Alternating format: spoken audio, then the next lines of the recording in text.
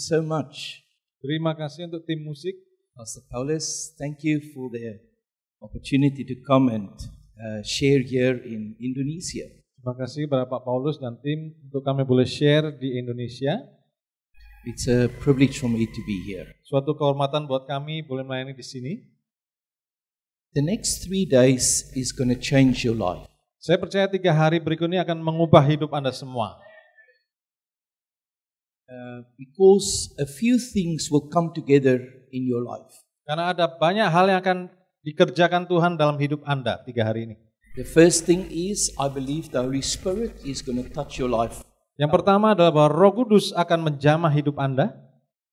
And secondly, I believe that the material that we have developed over the last 40 years is going to change your life. Dan yang kedua, saya percaya material yang saya sudah persiapkan selama hampir 40 tahun ini akan mengubah hidup Anda. Today, before we leave, you're going to hear a principle that's going to keep you awake the whole night.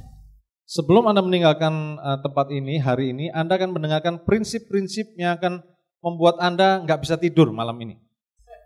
And by the end of tomorrow, you will not want to come back on the next day because you just want to go and do. Dan besok mungkin Anda nggak akan mau kembali lagi ke sini karena ingin cepat-cepat praktek yang didengar. But by Wednesday afternoon, we want to lay hands on you, that apostolic anointing will come upon each and every one of you for you to expand the Church of Jesus Christ in this nation. Tapi sebelum Anda keluar ke sana, kami rindu untuk kami memberkati Anda, mengurapi Anda supaya ada urapan Roh Kudus untuk Anda diutus memperlebar kerajaan surga. So I grew up in the church. Saya dibesarkan di gereja. I grew up with the call of God in my life. Saya dibesarkan dengan panggilan Tuhan dalam hidup saya. I answered the call of God on my life in 1976. Tahun 76 saya menjawab panggilan Tuhan. And from that time I've been serving God. Dan sejak itu saya melayani Tuhan sepenuh waktu. I have pastored some churches in South Africa. Kami punya gembala di gereja di Afrika Selatan. And my last church in South Africa grew exponentially large. Dan gereja kami di Afrika Selatan bertumbuh eksponensial.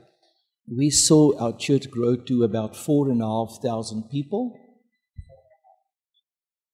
Gereja kami berkembang sampai menjadi 4.500 jemaat. And we had number of campuses.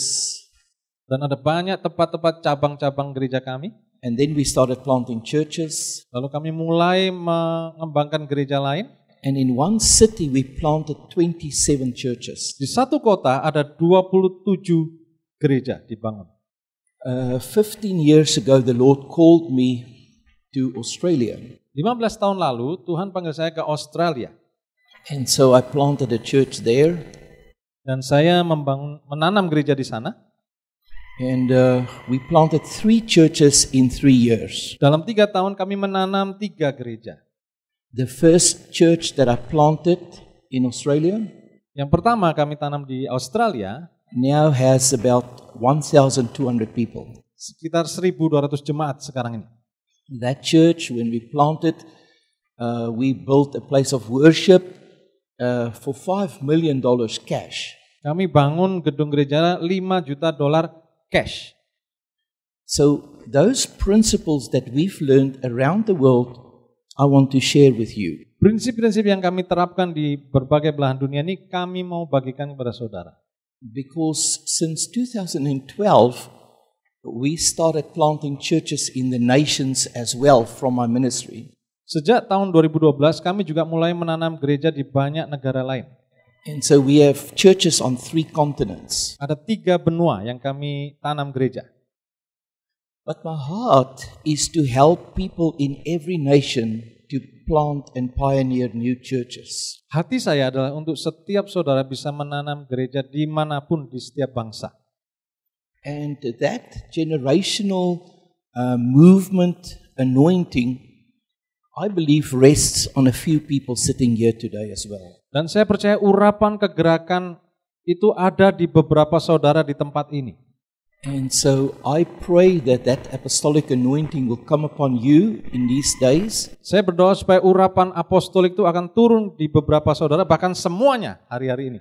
That you too will do incredible things for God. Dan Anda akan melakukan hal-hal yang luar biasa bagi Tuhan. Amen. So do you all have the church planting book? Semua ada buku penanaman gereja? Good. Can I just see them? Boleh diangkat supaya saya lihat? That's good. Wonderful. Thank you. So if we can go to the first lesson on challenge. Kita ke pelajaran pertama, yaitu tantangan. So I want to speak about the challenge before us. Kita akan bicara tentang tantangan yang ada di depan kita. Why do I believe in church planting? Kenapa saya percaya akan penanaman gereja? How many of you have planted a church before? Berapa banyak di antara saudara yang sudah pernah merintis gereja? Boleh angkat tangan. Yang tinggi, supaya saya bisa lihat. How many of you are here because you believe that God called you to go and plant a new church and you just want to learn how to do it more effectively? Berapa banyak di antara saudara yang hadir karena Anda yakin Tuhan memanggil saudara untuk menanam gereja dan Anda ingin belajar untuk persiapan menanam gereja? Just keep those hands up, I want to see. Tolong tahan yang angkat tangan, saya mau lihat.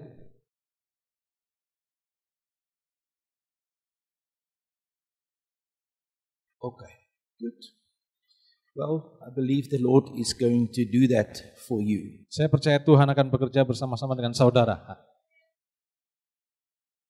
The Bible says in Matthew 24:14. Di dalam Matius 24 ayat 14. Bisa baca semua dengan jelas ayatnya?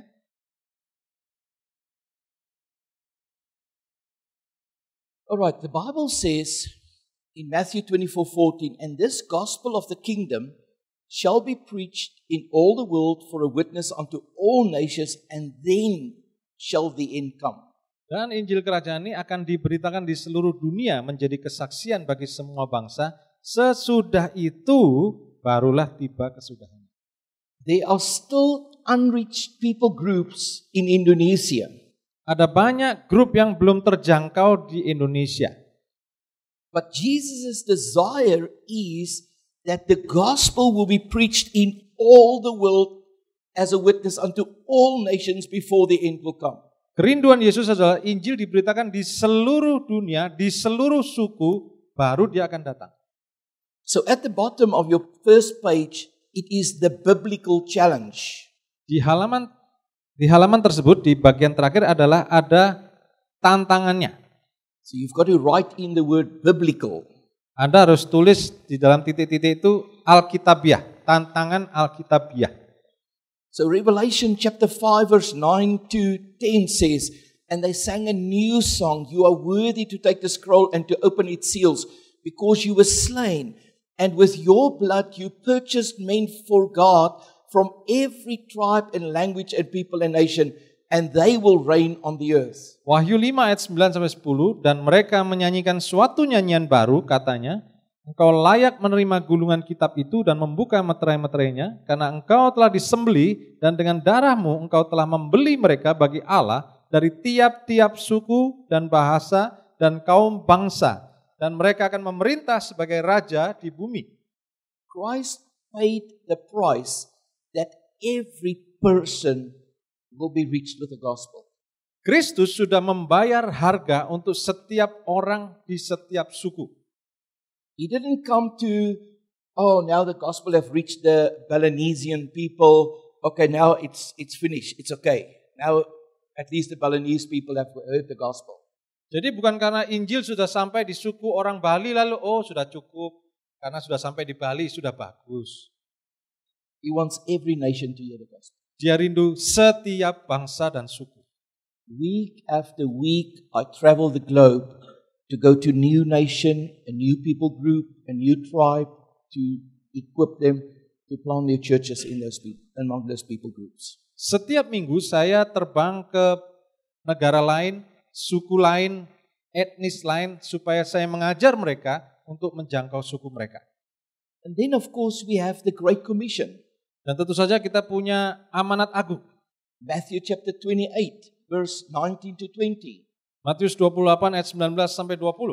The Great Commission is clear. Go and make disciples of all nations, baptizing them in the name of the Father, the Son, and Holy Spirit, teaching them to observe all things whatsoever I have commanded you. Amanat agung itu sangat jelas, yaitu pergi menjadikan semua bangsa muridku dan membaptis mereka dalam nama Bapa, Anak, dan Roh Kudus, dan mengajar mereka melakukan segala sesuatu yang kuperintahkan kepadamu. Is not a person sitting here today who's not familiar with the Great Commission. Tidak ada satupun di antara kita yang duduk di sebelah kanan kiri kita yang tidak tahu amanat agung. Everybody here knows the Great Commission almost off by heart. Semua tahu dan sudah dengar. But our research shows that very few, even us sitting here, are actually sharing their faith with other people. Tapi riset membuktikan hanya sedikit sekali yang tahu amanat agung ini membagikan kesaksian mereka kepada orang lain. How many of you personally led somebody to the Lord in the last 6 months? Berapa banyak di antara saudara yang secara pribadi menginjili orang dan membawa mereka kepada Tuhan dalam 6 bulan terakhir?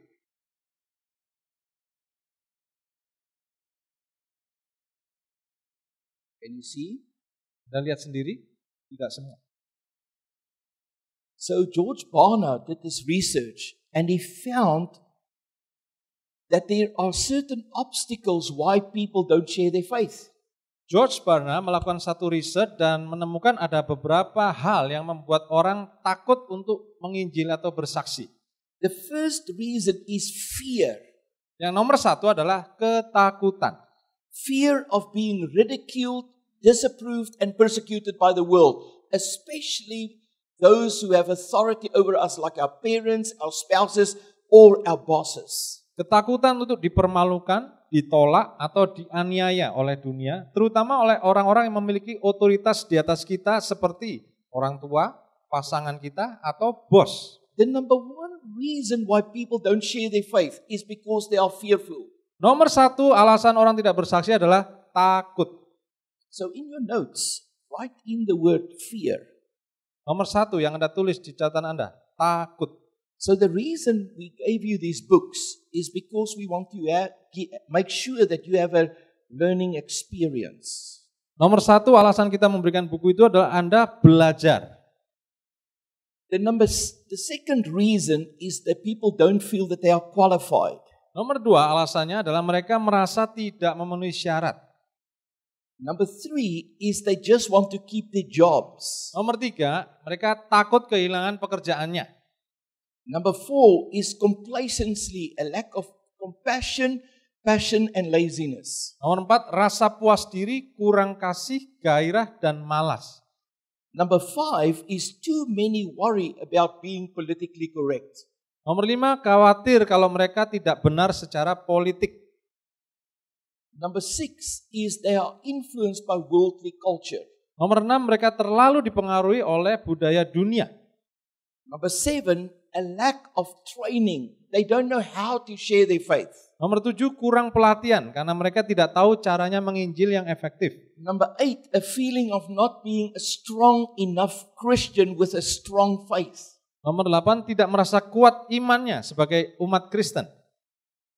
And number 9, few people believed what they said they believed in. Nomor 9 yang parah ya, hanya sedikit orang yang percaya dengan yang mereka percayai. That means when they are in church, they believe, but when they go out, they don't know how to share with others what they believe. Artinya waktu mereka di gereja, mereka percaya, tapi waktu keluar mereka tidak tahu caranya bersaksi.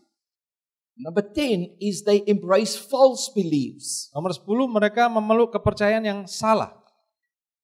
Number 11, they don't know the gospel clearly and rightly. Nomor 11, mereka tidak mengenal kabar baik atau Injil itu dengan jelas dan benar.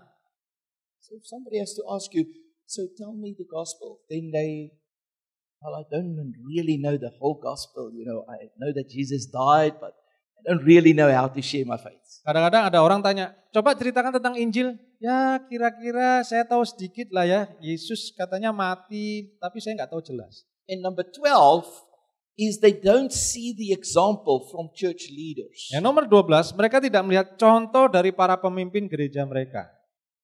And then of course the next challenge that we are facing today is the moral challenge. Tantangan berikutnya yang kita hadapi adalah tantangan moral. The next challenge is the moral challenge. Berikutnya adalah tantangan-tantangan moral. Jesus said in Matthew chapter 24 verse 37, as it was in the days of Noah, so it will be at the coming of the Son of Man. Yesus berkata dalam Matius 24 ayat 37, sebab sebagaimana halnya pada zaman Nuh, demikian pula halnya kelak pada kedatangan anak manusia. I feel that's how it is today. Saya merasa itu yang sedang terjadi hari-hari ini. So how was it in the days of Noah? Bagaimana hari-hari Nuh itu? Genesis chapter 6 verse 5 says, the Lord saw how great man's wickedness on the earth had become, and that every inclination of the thoughts of his heart was only evil all the time. Kejadian 6 ayat 5, ketika dilihat Tuhan bahwa kejahatan manusia besar di bumi dan bahwa segala kecenderungan hatinya selalu membuahkan kejahatan semata-mata. Isn't that what we experience nowadays? Bukankah ini yang kita lihat hari-hari ini? It's about 3 of you that nod your heads. Cuma 3 yang setuju. Amen? That's the challenge that we are facing. Ini tantangan yang sedang kita hadapi. Genesis chapter 6 verse 11 to 12. Kejadian 6 ayat 11 sampai 12. Now the earth was corrupt in God's sight and was full of violence. God saw how corrupt the earth had become, for all people on earth had corrupted their ways. Dan bumi itu sangat jahat di mata Tuhan dan penuh dengan kejahatan. Karena Tuhan melihat betapa jahatnya bumi itu. Kejadian 6 ayat 11 dan 12. Is the scripture not right? No, this is in Latin, not in English. In Latin? Yeah.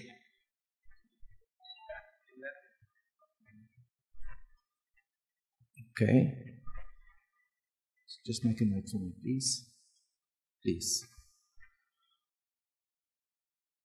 And then Genesis chapter 6 verse 8 to 9. But Noah found favor in the eyes of the Lord.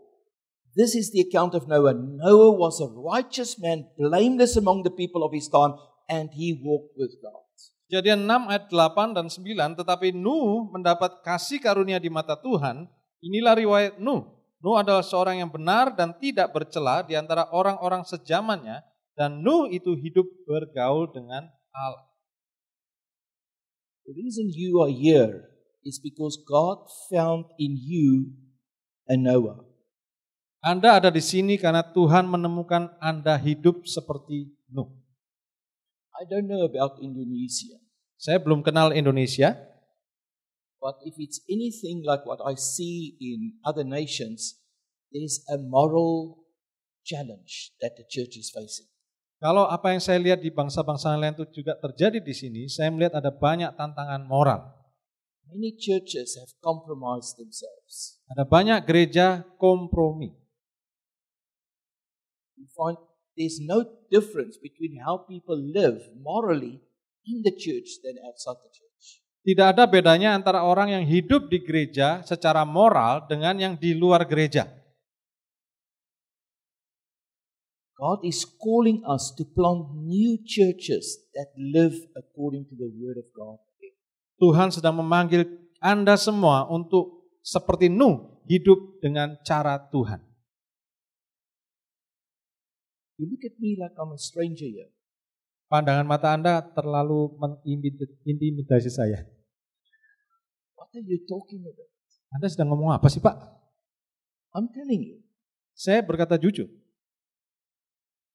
I have seen the churches that we plant that are morally according to the word of God, that are sound, teaching sound doctrine, is flourishing. Saya sedang melihat gereja-gereja yang ditanam dengan nilai-nilai kerajaan dan penuh dengan kebenaran, itu sedang dipakai Tuhan berkembang luar biasa. God is calling you today Tuhan memanggil Anda hari ini to go and plant new God-honoring churches. Untuk menanam gereja yang takut akan Tuhan. Another challenge that we face is the population increase in population challenge. Tantangan lain adalah tantangan pertumbuhan penduduk. Last year, the world population went to 7.9 billion people. Tahun lalu penduduk dunia sudah mencapai 7,9 M.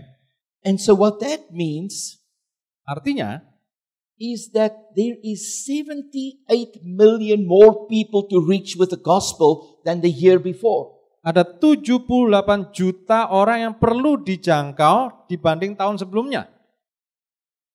The harvest is not getting smaller, the harvest is increasing. Tuainya tidak tambah sedikit, tapi justru tambah banyak. The average church size is about 85 people. Rata-rata jumlah jemaat gereja itu di seluruh dunia 85 orang per gereja. So just to reach last year's population increase, we need to plant about 1 million new churches every year just to reach the harvest. Artinya kalau jumlah rata-rata gereja itu besarnya 85 orang per gereja, kita perlu 1 juta gereja baru tiap tahun. 1 million churches every year. 1 juta gereja baru setiap tahun. If you think that the average church starts in a home Kalau misalnya Anda berpikir gereja itu dimulai di rumah, with about 16 people. kira-kira 16 orang per gereja. So if you start a church in your home, Misalnya Anda mulai gereja di rumah Anda, you're going to start maybe with 16 people. kira-kira dengan 15-16 orang. So if each one of you start a new church, we need 5.6 million new churches to be started every year just to reach the harvest. Biasanya yang jumlah itu kan komsel. Kalau komsel 15-16 orang di rumah kita, artinya setiap tahun kita butuh 5,6 juta komsel baru setiap tahun. How many people live in Indonesia? Berapa banyak penduduk Indonesia? 260 million people. 260 jutaan. How many people do we have here? Berapa banyak yang ikut ini? 50, 60? 124. 124 orang.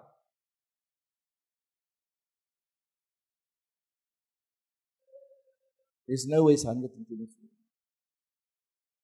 Maybe Indonesia count ears, nose, mouth, hands. Mungkin ngitungnya bukan per kepala, tapi satu telinga dihitung lagi satu.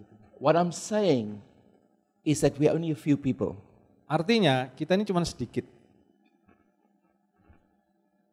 We need to raise up leaders. Kita harus membangkitkan pemimpin-pemimpin lain. Amen. We need to raise up leaders. Bangkitkan pemimpin lain. Your and my task is to activate the call of God in people's lives. Tugas kita adalah mengaktifasi panggilan Tuhan dalam diri orang tersebut. So I want to pray for you today Hari ini saya mau berdoa untuk Anda that God will find in you somebody who will activate the call of God in people's lives. supaya Tuhan memimpin Anda menemukan orang yang Anda perlu aktifasi panggilan Tuhan dalam dirinya. Let me ask you, how many of you have children? Berapa banyak yang punya anak di sini? Good. So you will understand. Anda akan mengerti maksud saya. How many of you want your children to be poorer than you, less educated than you, have less opportunities than what you have? Siapa orang tua yang kepingin anaknya lebih miskin, lebih bodoh, sekolahnya lebih rendah? No. How many of you want your children to be better educated, richer, more successful than what you are? Berapa banyak orang tua yang kepingin anaknya lebih hebat, lebih sukses, lebih kaya, lebih berpendidikan? Amen? Amin. Why is it that in our churches we don't raise up sons and daughters like that? Kenapa di gereja kita tidak bisa membangkitkan putra-putri kerajaan seperti itu? We're not doing it. Karena kita belum melakukannya. If I raise him up, I want him to stay small. Ada banyak pemimpin gereja kepingin dibangkitkan, tapi jangan lebih dari saya dong. Because if he's too successful, he's gonna leave me. Karena kalau dia lebih sukses, nanti saya ditinggal. It's true. Benar apa enggak?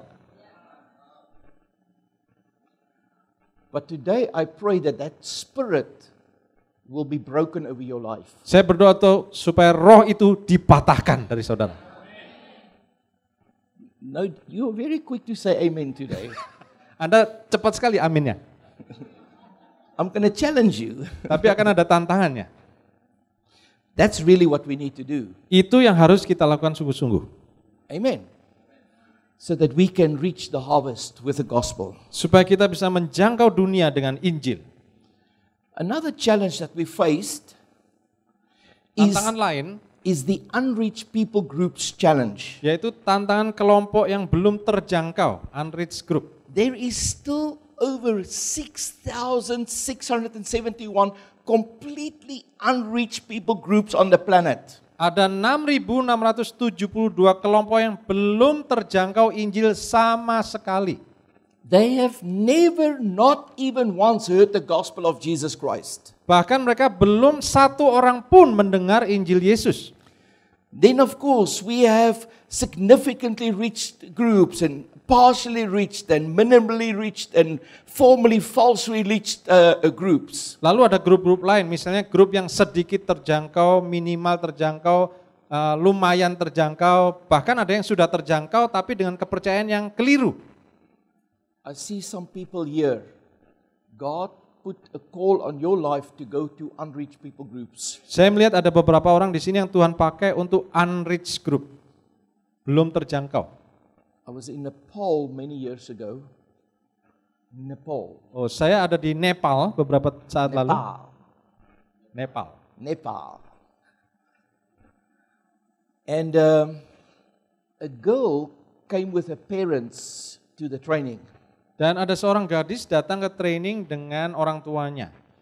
And while I was speaking about unreached people groups, God spoke to her. Ketika saya sedang membahas tentang grup yang belum terjangkau Injil, Tuhan berbicara kepada anak gadis ini. She was in her final year of school. Dia sedang mau lulus sekolah. She didn't tell her parents. Dia tidak beritahu orang tuanya. But during that session, God spoke to her. Tapi selama sesi training itu Tuhan berbicara keras kepada dia. A few months later, she finished her school. Beberapa kemudian dia lulus. And one morning when the parents woke up, she had a little backpack. Dan ketika satu pagi, ketika orang tuanya bangun, dia sudah siap dengan backpack, ransel. And she told the parents she's leaving. Dan dia berkata pada orang tuanya, aku pamit. It's like in my house. It's like in our house if we had a child. Seperti kalau kita punya anak di rumah. The parents were like, what happened? Tuh, kenapa? Kok kamu mau pamit kemana? Where are you going? Kamu mau pergi kemana pamit? Why are you leaving? Kenapa kok kamu tiba-tiba mau pergi?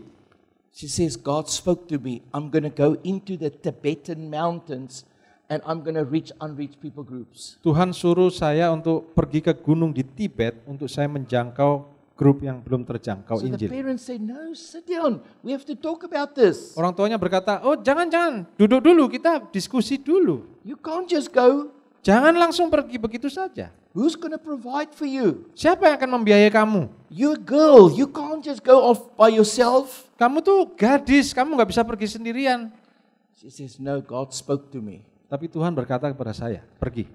Jesus said to his disciples, they must not take anything with them, they must just go. Yesus berkata pada murid-muridnya, pergi saja, gak usah bawa terlalu banyak perbekalan. So God called me, I'm going to go. Jadi Tuhan suruh saya akan pergi. The parents were crying. Orang tuanya menangis. Well, that girl took her money and she bought a bus ticket to as far into the mountains as the buses will go.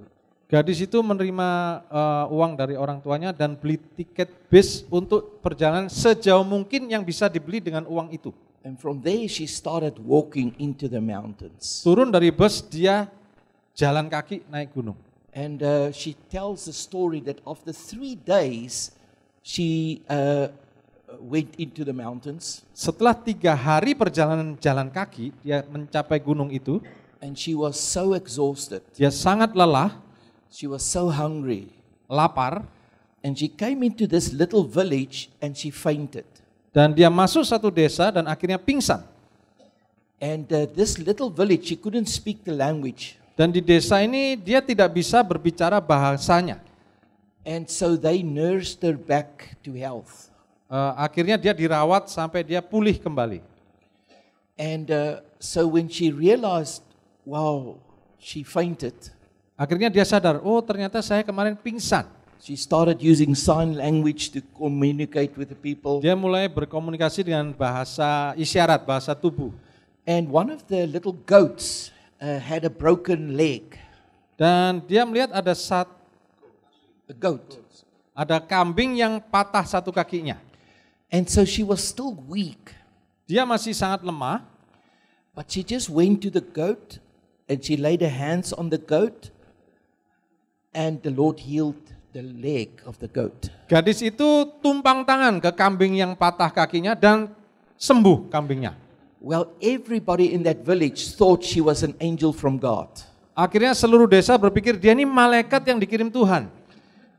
Some angel came, look what she can do, miracle. Lihat, malaikat dikirim Tuhan, dia bisa menyembuhkan kambing ini. So they fall on the ground. Akhirnya mereka menyembah dia. Say, no, no, no, no. Oh no. jangan. So what happened is that she started communicating with them. Lalu dia mulai komunikasi dengan penduduk desa itu. She learned to communicate, speak to them. Mulai berbicara dengan bahasa mereka. She shared with them that it was not her, but God that did this miracle. Dia berkata, bukan saya tapi Tuhan yang menyembuhkan, mujizat. And to tell you the whole long story in a short space, Mempersingkat cerita, she reached them with the gospel of Jesus Christ. gadis ini menjangkau desa ini dengan imannya. 3 years later, I 3 was in tahun Nepal, kemudian saya ke Nepal. and this girl came with 3 of her disciples with her. She came to testify about this. Gadis ini datang ke training saya dengan 3 orang yang dia latih. She wanted them to have the same vision to learn how to go and plant churches with unreached people groups. In the Gadis ini Tibetan rindu mountains. supaya 3 orang ini juga belajar bagaimana menjangkau grup yang belum terjangkau. There is that girl sitting in this place today. Ada yang seperti gadis itu di sini. God speaking to you. Tuhan sedang berbicara kepada saudara. God will be with you. Tuhan akan menyertai saudara. You will see miracles take place. Anda akan melihat mujizat-mujizat terjadi. Amen. Amin. I can tell you many stories of unreached people groups being reached with the Saya punya gospel. banyak kesaksian tentang grup yang belum terjangkau. The next challenge is the urbanization challenge. Tantangan berikut adalah tantangan urbanisasi. The United Nations says that 54% of people lived in urban areas in 2014. PBB mengatakan bahwa 54% orang tinggal di daerah kota tahun 2014. But by 2050, 66% of people will live in urban areas. Tapi tahun 2050 diperkirakan 66%, 2/3 tinggal di kota. That means there's an increased amount of people come from countryside into urban areas. Artinya ada banyak orang desa yang akan pindah ke kota. And that gives us an opportunity to reach them with the gospel of Jesus Christ. Itu adalah tantangan untuk menjangkau mereka dengan Injil Kristus. Another challenge, the Bible tells us about how God cares for every single person. Ada satu cerita di Alkitab bagaimana Tuhan itu sangat memperhatikan setiap grup kelompok manusia. Jonah chapter 4 verse 11. Yunus 4 ayat 11. But Nineveh has more than 120,000 people who cannot tell their right hand from the left, and many cattle as well. Should I not be concerned about that great city? Bagaimana tidak aku akan sayang kepada Niniwe, kota yang besar itu, yang penduduk lebih dari 120.000 orang, yang semuanya tak tahu membedakan tangan kanan dari tangan kiri dengan ternaknya yang banyak. God is concerned about Bali. Tuhan sangat mengasihi Bali. God is concerned about the people in Indonesia. Tuhan mengasihi orang-orang Indonesia. God's concerned about the people in the urban areas. Tuhan mengasihi orang-orang di kota. Amen. So He's calling you like a Jonah to go and reach that city. Tuhan panggil Anda seperti Yunus. Another challenge is the age demographical challenge. Tantangan lain adalah demografi usia. People live longer. Usia hidup manusia semakin panjang. But that gives us a wonderful opportunity to reach them with the gospel. Artinya kita punya kesempatan yang lebih baik lagi untuk menjangkau mereka dengan Injil. When God called me, it felt like God was only calling young people into the ministry. Ketika Tuhan panggil saya, itu adalah saat-saat di mana banyak orang-orang muda dipanggil. But nowadays, I see so many people of all ages being called into ministry. Tapi hari-hari ini saya melihat seluruh lapisan umur itu dipanggil Tuhan untuk melayani. And God is going to use you to activate His call on people of all ages. Dan Tuhan akan mengaktifasi panggilan ini dalam diri saudara untuk orang-orang yang sudah senior. And then of course we have the migration challenge. Ada tantangan migrasi. People move from one nation to another. Orang pindah dari satu negara ke negara lain. With the war between Russia and Ukraine, there's a lot of migration out of Ukraine into Europe. Karena perang Rusia Ukraina, ada banyak orang Ukraina yang pindah ke Eropa. And my friend Bishop Andrei Tashenko tells me how many people, how many churches they are planting right now because of the migration. Dan ada satu rekan saya bishop di Eropa yang memberitahu saya ada banyak gereja dibangun gara-gara migrasi ini. People that have been chased out of their houses in Donetsk and so on are migrating to the east. And they are just so hungry and just open to receive the gospel. Penduduk-penduduk yang kota-kotanya hancur dan pindah ke Eropa Timur itu sekarang sedang menuai gerejanya. God anointed us to reach people from all nations. Tuhan sedang mengurapi kita untuk menjangkau bangsa-bangsa. Acts chapter 1 verse 8 says, "And you will receive power when the Holy Spirit comes upon you. And you will be my witnesses in Jerusalem and in Judea, Samaria and the ends of the earth." Kisah Para Rasul 1 ayat 8, tetapi kamu akan menerima kuasa kalau Roh Kudus turun ke atas kamu dan kamu akan menjadi saksiku di Yerusalem dan di seluruh Yudea dan Samaria dan sampai ke ujung bumi. God anointed each one of us for all 4 areas. Tuhan mengurapi kita semua untuk 4 area ini. But very few people go to all 4 areas. Tapi sedikit sekali yang mau pergi ke 4 area ini. So even though God anointed you for it, you are not going there. You don't experience that anointing on your life yet. Ada banyak orang walaupun sudah diurapi, tapi tidak mengalami urapan itu karena belum pergi. The sad thing is, when Jesus spoke to His disciples, they didn't go. Sedihnya adalah ketika Yesus mengutus murid-muridnya, mereka juga nggak mau pergi. It took a great persecution to break out in Jerusalem for them to be dispersed to take the gospel to the rest of the world. Dibutuhkan aniaya supaya murid-murid pergi. And many times it is the same in our cultures. Sayangnya itu yang akan dibutuhkan untuk budaya kita. People don't share the gospels with Judea and Samaria and the ends of the earth. Orang-orang tidak mau menginjil kepada Yudea, Samaria dan penduduk bumi yang lain. But God anointed us for that. Tapi Tuhan sudah mengurapi kita untuk urapan itu. God anointed you for that. Tuhan mengurapi saudara untuk itu. It's a sad day when God anoints us for something and we are not accessing that anointing. Adalah sangat menyedihkan kalau kita sudah diurapi tapi kita tidak pergi. Professor C. Peter Wagner Profesor C. Peter Wagner said that the most effective methodology for evangelism is church planting. Metodologi yang paling efektif adalah perintisan jemaat. We found through our research 46 people will come to know Christ within 3 years for every new church that is planted. Riset kami mengatakan bahwa dalam waktu 3 tahun ini, setiap satu gereja yang ditanam, itu ada 46 orang baru datang. Can you imagine that? If you go and plant a new church, 46 people will come to know Christ in the next 3 years. Kalau Anda menanam satu gereja baru, dalam waktu 3 tahun, Anda akan menuai 46 jiwa baru, rata-rata. The Bible says in Matthew chapter 9 verse 37 to 38, Tuhan berkata dalam Matius 9 ayat 37-38. the harvest is plentiful, but the workers are few. Tuaian memang banyak, tetapi pekerja sedikit. Ask the Lord of the harvest therefore to send out workers into his harvest field. Mintalah kepada Tuhan yang empunya tuaian supaya ia mengirimkan pekerja-pekerja untuk tuaian itu. I want to pray with you today. Saya mau mendoakan saudara pagi ini. Father, the harvest is plentiful in Indonesia. Bapak, tuaian itu besar di Indonesia. The harvest is plentiful in West Papua.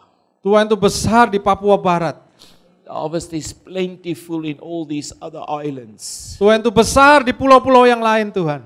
The harvest is plentiful in the Philippines and Malaysia. Di Filipina, di Malaysia, tuaian itu besar, Tuhan. The harvest is plentiful in East Timor. Di timur itu tuaian besar, Tuhan. But the workers are few. Tapi pekerjanya sedikit. Today, I want to put my faith with my brothers and sisters here. Hari ini Tuhan, aku beriman bersama-sama dengan saudara-saudaraku. That you will send workers into the harvest field. Engkau akan mengirimkan pekerja-pekerja kepada tuaian itu, Tuhan. Help us to activate the call of God on people. Tolong kami untuk mengaktifasi panggilan-Mu, Tuhan. In the name of Jesus. Di dalam nama Yesus. I pray for a change of our minds and our attitudes today. Aku berdoa supaya ada perubahan hati dan pikiran. That we won't block workers to come into the harvest field. Yang menghalangi para pekerja untuk datang ke tuaian itu. That we won't block workers to go out to reach the harvest. Supaya kami tidak menghalangi pekerja-pekerja yang baru datang ke tuaian-tuaian itu. But that we will become the co-workers with you to activate the call of God and send out workers into the harvest field. Tetapi supaya kami bekerja sama dengan Engkau, Tuhan, untuk mengirimkan pekerja-pekerja itu ke ladang-ladang-Mu. I pray for this in Jesus' name. Aku berdoa di dalam nama Yesus. I pray for this in Jesus' name. Aku berdoa dalam nama Yesus. Amen. Amin.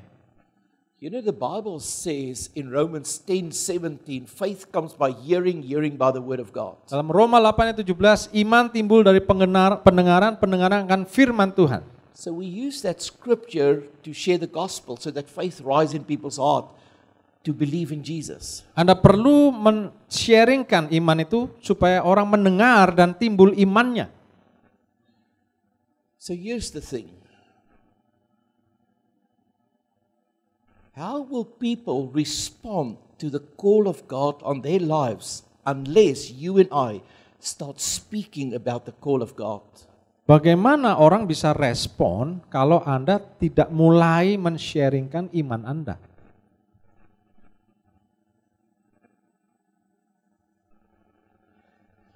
We need to speak about the call of God. Kita harus men-sharingkan panggilan Tuhan. How God called Abraham. Bagaimana Tuhan memanggil Abraham. How God called Joshua. Bagaimana Tuhan memanggil Yosua. How God called Samuel. Bagaimana Tuhan memanggil Samuel. How God called David. Bagaimana Tuhan memanggil Daud. How God called Isaiah. Bagaimana Tuhan memanggil Yesaya. The Bible is a compilation of men and women who answered the call of God on their lives. Alkitab adalah kumpulan tulisan jawaban orang-orang pria wanita yang menjawab panggilan Tuhan. What I have found, the more we speak about the call of God in our churches, the more faith rises up in people's hearts to believe, wow, maybe God is calling me as well. Yang saya temukan adalah ketika kita semakin banyak men-sharingkan pekerjaan Tuhan di gereja kita, maka hati orang-orang akan semakin terbakar untuk sharing. Go look at the people that God used in the Bible. Coba perhatikan orang-orang yang dipakai Tuhan di dalam Alkitab.